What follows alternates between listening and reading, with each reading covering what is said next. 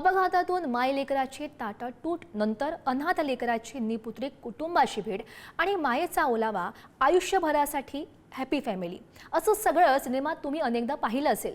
पण हीच फिल्मी कहाणी जर वानराच्या आयुष्यात घडली असेल तर हो, अगदी असंच घडलंय। पण कसं, कुठे आणि कुणी घडवलंय, पाहूयात याविषयीचा हा सविस्तर रिपोर्ट।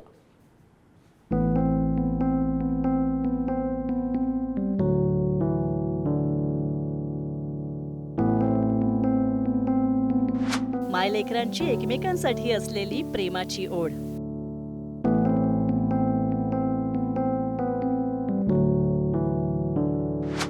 मायलेकरांचं एकमेकांसोबत असलेलं प्रेमाचं नातं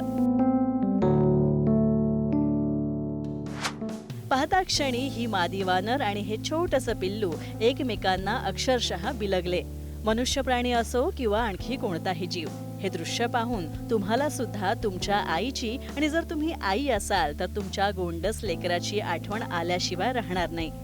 जन्मदात्री आणि लेकराचं एकमेकांसोबत असलेलं नातं आणि ऋणानुबंध हे केवळ शब्दांमध्ये व्यक्त करणं केवळ अशक्यच। ही दृश्य पाहून या दोघांचं काही रक्ताचं नातं आहे असं तुम्हाला वाटत असेल तर तसं अजिबात नाहीये। केवळ वनविभागाच्या प्रयत्नांमुळे एका अनाथ लेकराला त्याची माय सापडलीये, जी त्याची जन्मदात्री तर नाहीये, पण तिनं अगदी पोटच्या लेकरासारखं या चिमुकल्या पिल्लाला छातीशी कवटाळलं। सुलतानपूरमध्ये एक मादी वानराचा दुर्दैवी मृत्यू झाला असून जवळच एक छोटेसे लहान वानराचे पिल्लू देखील आहे। त्या पिल्लाचे नैसर्गिक आदिवासामध्ये पुनर्मिलन करण्याचा निर्णय घेण्यात आला। आम्ही स्पीकरद्वारे वानराचा कळप आकर्षित करण्याचा प्रयत्न केला। आम्हाला एक कळप असा आढळून आला की ज्यामध्ये एक स्तनदा मादी वानर देखील होती। तो कळप त्या पिल्लाच्या आवाजाकडे आकर्षित झाल्याने आम्ही वानराचे पिल्लू त्यांना एका ठिकाणी ठेवले। त्यातील मादी वानराने त्या पिल्लास आपल्या ताब्यात घेतले आणि थोड्या वेळानंतर आम्ही जेव्हा ऑब्झर्वेशन केले तेव्हा ते पिल्लू त्या मादी वानरासोबतच सुरक्षित असल्याचे आढळून आले। एका अनाथ माकडाच्या पिल्लाला या वन अधिकाऱ्यांनी नवी आईच नाही तर एक अख्खं कुटुंब मिळवून दिलंय। आता या मायेच्या सावलीत त्याचं बालपण अगदी चांगल्या पद्धतीनं फुलणार आहे। त्याचं झालं असं की अपघातात माकडिणीचा मृत्यू झाला। आपल्या मेलेल्या आईच्या छातीशी हे पिल्लू अक्षरशः बिलगून होतं। वन विभागाला याची माहिती मिळताच त्यांनी तात्काळ धाव घेत अनाथ पिल्लाला ताब्यात घेतलं। त्याची शारीरिक तपासणी केल्यानंतर योग्य ते औषधोपचार सुद्धा केले। त्याला कृत्रिमरित्या दूध सुद्धा पाजलं आणि त्यानंतर या पिल्लाचा आवाज रेकॉर्डरवर रेकॉर्ड केला।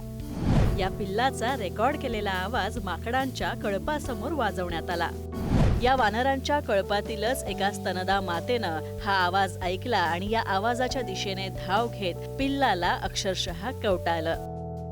जपानच्या प्राणी संग्रहालयातील छोटा पंच माहिती आहे ना, या पंचची आई सुद्धा त्याला सोडून गेली होती। तिथल्या कर्मचाऱ्यांच्या युक्तीमुळे मात्र ती एका बाहुल्याच्या रूपात त्याला गवसली।